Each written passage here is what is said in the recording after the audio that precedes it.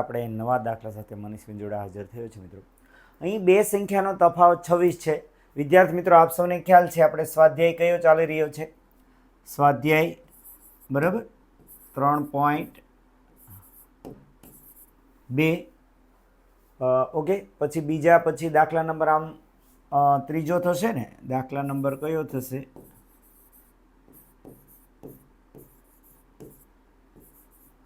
ત્રીજો. રેડી મિત્રો?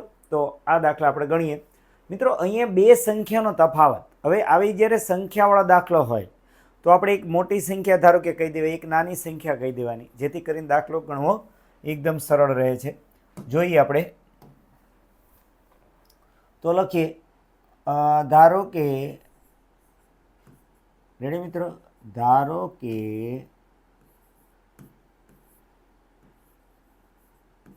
મોટી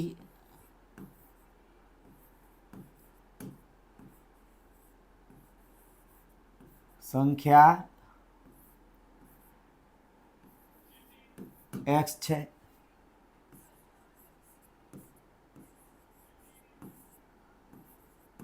અને નાની સંખ્યા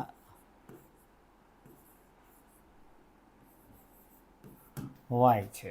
ઓકે મિત્રો, હવે મિત્રો બે સંખ્યાનો તફાવત 26 છે. ઓકે, સારું. તો અહીંયા લખીએ આપણે બે સંખ્યાનો તફાવત. બરાબર, બે સંખ્યાનો તફાવત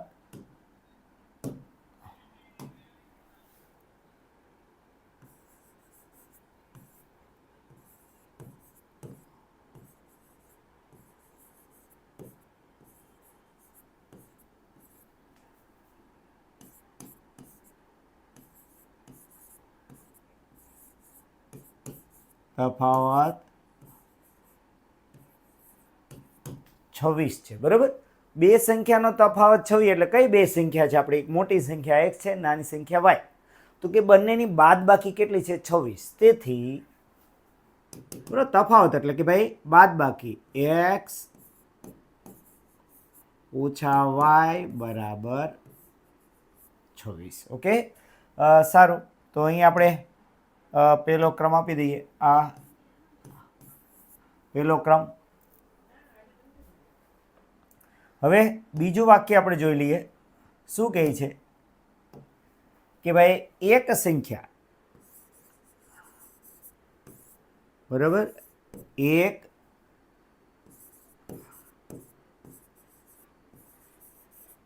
સંખ્યા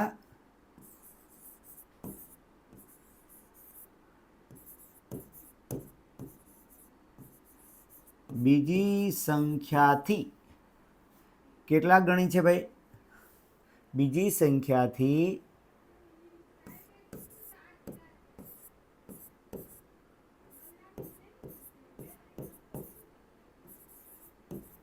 3 ગણી છે. રેડી? તો હવે અહીંયા આ એક ગુજરાતી વાક્યને ગણિતમાં રૂપાંતર કરવું છે. એક સંખ્યા એ બીજી સંખ્યાથી 3 ગણી છે. એટલે એક સંખ્યા એટલે કઈ? એટલે કે મોટી સંખ્યા. બીજી સંખ્યા એટલે કઈ?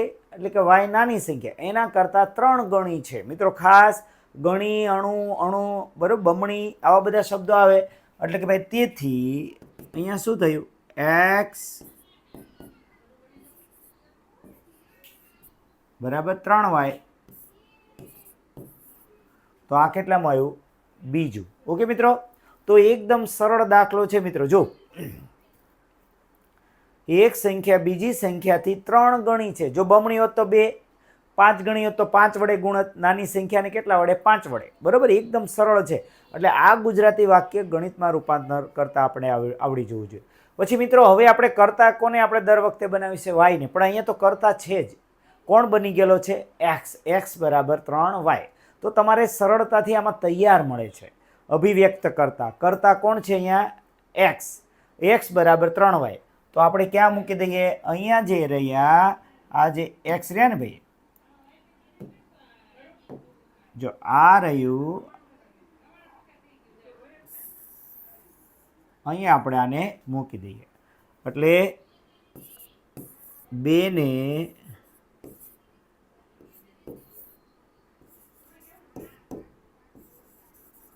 એકમાં મૂકતા. ચાલો તો શું થયું? એક્સ, હાલો એક્સ બરાબર કેટલા થયા?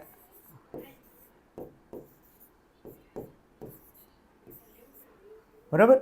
એક્સની જગ્યાએ કેટલા મૂક્યા ભાઈ? એક્સની કિંમત 3y, તો એક્સની જગ્યાએ 3y મૂક્યા. હવે 3y માંથી y જાય તો કેટલા થશે ભાઈ? 2y બરાબર 26.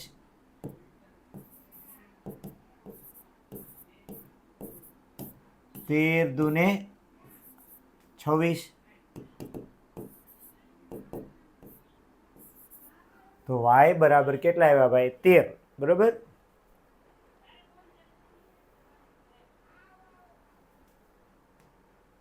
તો y બરાબર આપણે આવ્યા, ઓકે આપણે ગ્રીન કલર લઈ લઈએ.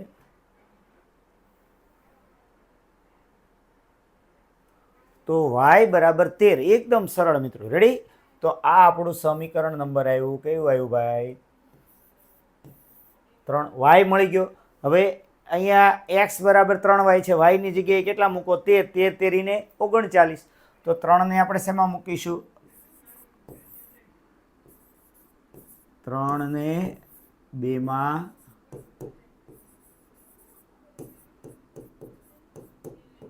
મૂકતા. તો x બરાબર 3y. અહીંયા y ની કિંમત મૂકી દઉં. અહીંયા જો આ છે એ y ની કિંમત છે. બરાબર. આ y ની 13. તો અહીંયા 13. તેથી x બરાબર 13 તેરીને 39. રેડી મિત્રો? તો મોટી સંખ્યા કઈ આવી આપણી ભાઈ? મોટી સંખ્યા આમ નીચે લખવાનું, આમ. બરાબર મિત્રો? એક આમ વાળું વિધાન લખવાનું. બરાબર. આમ મોટી સંખ્યા કઈ છે? 39 છે. નાની સંખ્યા કઈ છે? 13. ઓકે મિત્રો? એકદમ સરળ દાખલો. આની પ્રેક્ટિસ કરો મિત્રો તો એકદમ તમને સરળ લાગશે આ દાખલો. અને ખૂબ સરસ મજાનું જો સમીકરણ 2 અને 1, 3 અને 1 આને આપણે આપી દો 4 ક્રમ આપી દો. ઓકે? અને નીચે લખવાનું આ મોટી સંખ્યા x બરાબર 39 છે, નાની સંખ્યા y બરાબર 13 છે. ઓકે? તો આ દાખલો એકદમ સરળ છે. જૂન 2024 બરાબર એમાં પૂછાયો હતો. તો આ તૈયારી કરશો. ઓકે મિત્રો? સરસ. તો ઓકે વિદ્યાર્થી મિત્રો, સ્વાધ્યાય આપણો કયો? 3.2.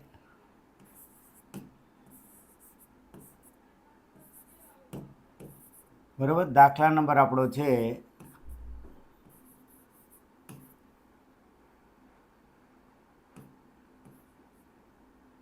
બરાબર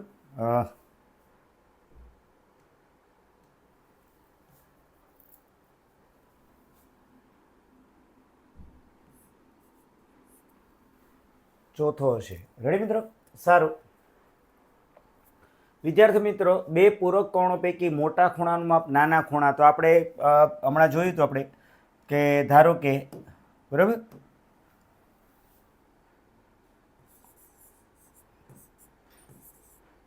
ધારો કે મોટો ખૂણો કયો છે?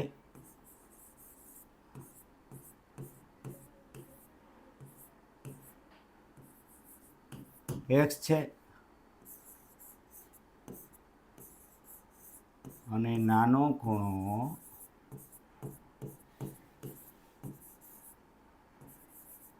હાલો y છે. ઓકે મિત્રો? આપણે દર વખતે એક બરાબર આવે સંખ્યાવાળો દાખલો આવે કે મોટો ખૂણો નાનો ખૂણો, તો એ રીતે આપણે ધારી લઈશું. હવે મિત્રો, બે પૂરક કોણો પૈકી, જો પૂરક કોણો વિશે આપણે અહીંયા ખ્યાલ હોવો જોઈએ કે બે પૂરક કોણો આ x ને y કેવા છે? બે પૂરક કોણ. તો બંનેનો સરવાળો કેટલો હોય? 180 હોય. બરાબર. તો અહીં કહેવાય, અહીં શું કહીશું ભાઈ? અહીં બરાબર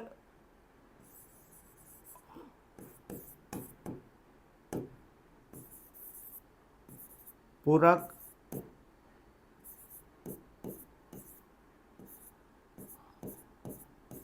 કોણો હોવાથી શું થશે? આ બેયનો સરવાળો પૂરક કોણો પૈકી એટલે કે x વત્તા y બરાબર 180. રેડી મિત્રો? તો એક સમીકરણ તો સરસ મજાનું મળી ગયું, આ પહેલું. હવે બીજું શું કહે છે? હાલો એ ગુજરાતી વાક્ય પણ પૂરું કરી નાખે કે મોટો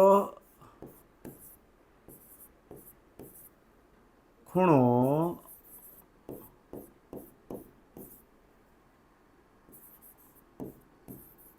નાના ખૂણા કરતા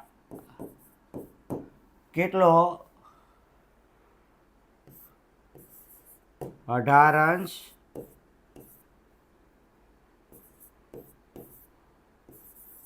મોટો છે. રેડી મિત્રો? આ ગુજરાતી વાક્ય એને ગણિતમાં રૂપાંતર કે મોટો ખૂણો એટલે કયો? x એ નાના ખૂણા કરતાં કેટલો? 18 મોટો છે. મિત્રો ખાસ સમજી લો, આનું ગુજરાતી આખું છે તો કે ભાઈ x બરાબર એ નાના ખૂણા કરતાં 18 મોટો છે. રેડી? તો આ આખું ગુજરાતી વાક્ય ગણિતમાં મોટો ખૂણો નાના ખૂણા કરતાં 18 મોટો છે. બરાબર? તો આ કેટલામું થયું? આપણું બીજું. રેડી મિત્રો? જો આ વખતે શું થયું કે ભાઈ x કરતા બની ગયો છે. બરાબર? તો x ને ક્યાં મૂકી દઈએ? અહીંયા મિત્રો ફરીવાર x ને ક્યાં મૂકી દઈશું ભાઈ? અહીંયા મૂકી દઈએ. ઓકે? એટલે સીધું કરતા બની ગયો છે એટલે 2 ને ક્યાં મૂકી દઈએ? 1 માં. તો લખીએ આપણે, હાલો 2 ને 1 માં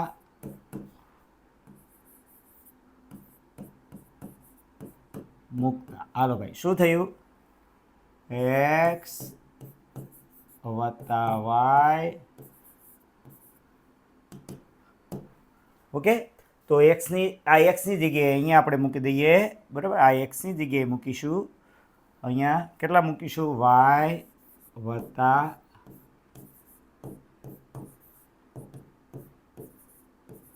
હા ઓકે y વત્તા y એટલે કેટલા થયા? 2y વત્તા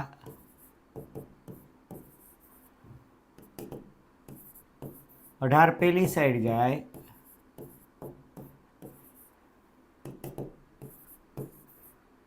એટલે 180 માંથી 18 જાય. બરાબર? તો 100 ને કેટલા થયા? 62. તો 162 ના છેદમાં 2 કેટલા થયા? 81. રેડી? તો y બરાબર 81. તો y બરાબર તમારે કેટલા આવ્યા? 81. આ ક્રમ નંબર કયો આવ્યો? આપણો ત્રીજો. ઓકે? તો y બરાબર 81 આવી ગયા. હવે તમારે અહીંયા x બરાબર અહીંયા y ની કિંમત મૂકી દો 81 વત્તા 18. હવે હાલો x બરાબર શું છે? y વત્તા 18. 81 વત્તા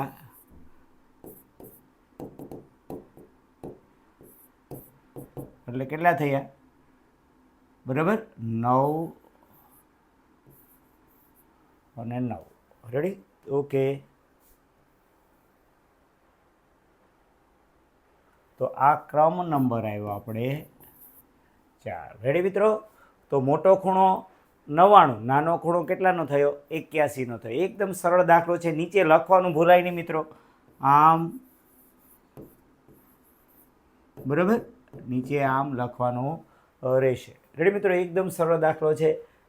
તો તમે પ્રેક્ટિસ કરો. બરાબર? Practice max main perfect. બરાબર? હંમેશા મહેનત શરૂ રાખવાની. આજે મહેનત કાલે સફળતા. ઓકે મિત્રો?